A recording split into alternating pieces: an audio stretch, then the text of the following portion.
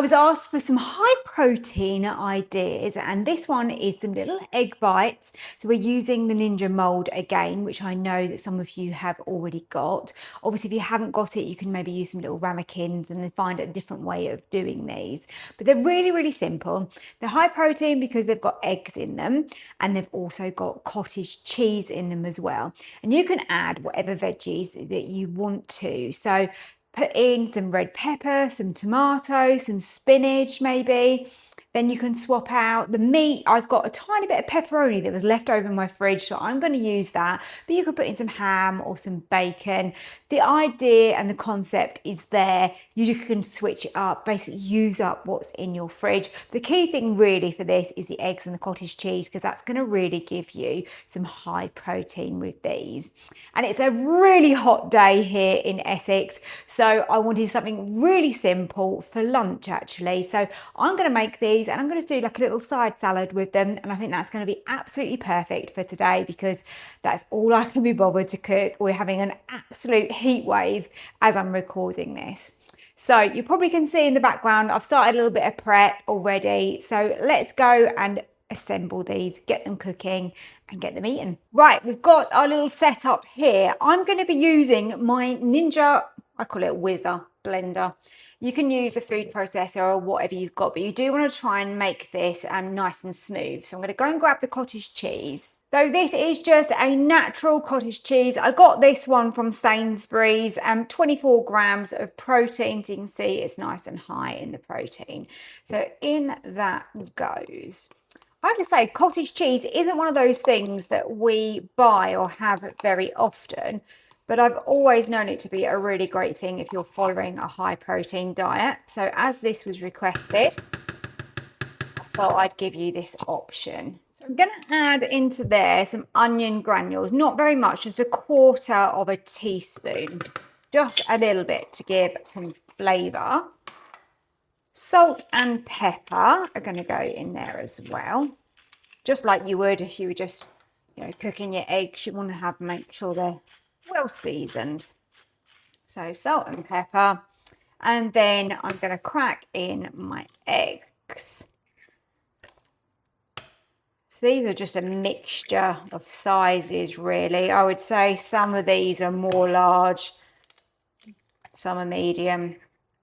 It's not going to matter too much, but I'm going with 5 eggs. And the cottage cheese was 240 grams. Okay, so we've got lots of mixture in there. Put the lid on, and then we're going to blend this up.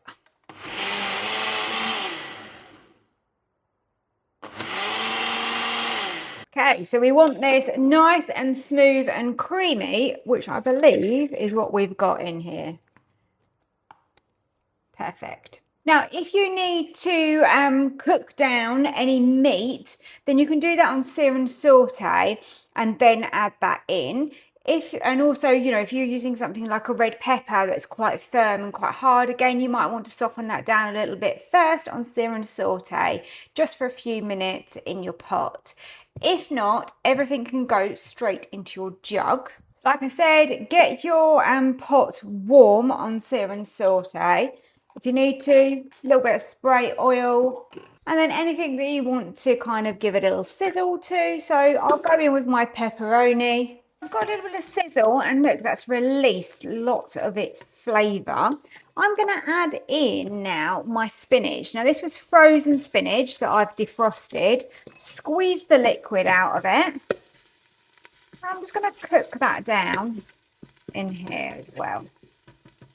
Like I said, a lot of this is optional, and it depends on what you're using to whether you feel the need to do this. You can add in my tomato.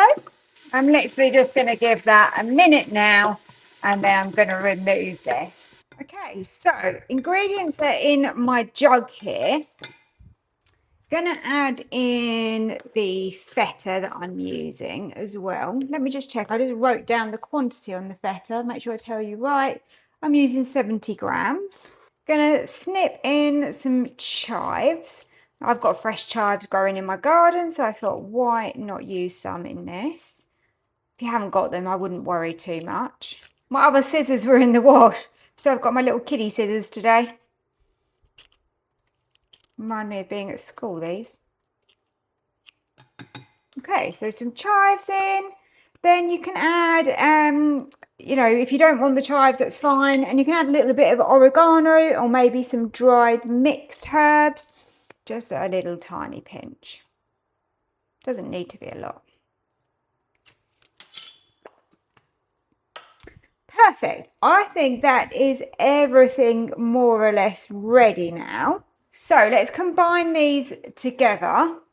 Let's add in our mixture. Give that a little stir. Now, with the silicone mould, which is obviously designed for the Ninja, you can give it a little spray with some oil if you want to, just to make sure that that's not going to stick. It shouldn't stick, it's silicone, but we always like to be absolutely sure, don't we?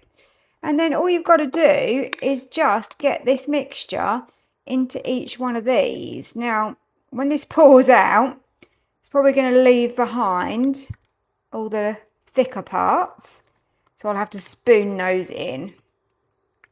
But it just makes it a little bit easier having a jug. Looks like we have got about the right amount, which is good news. So I'm now just going to grab a spoon and spoon in those chunky bits to make sure that every single one has got some feta and some tomato in there. And some pepperoni. I think I'm just about going to make it. We've got nice full little containers here.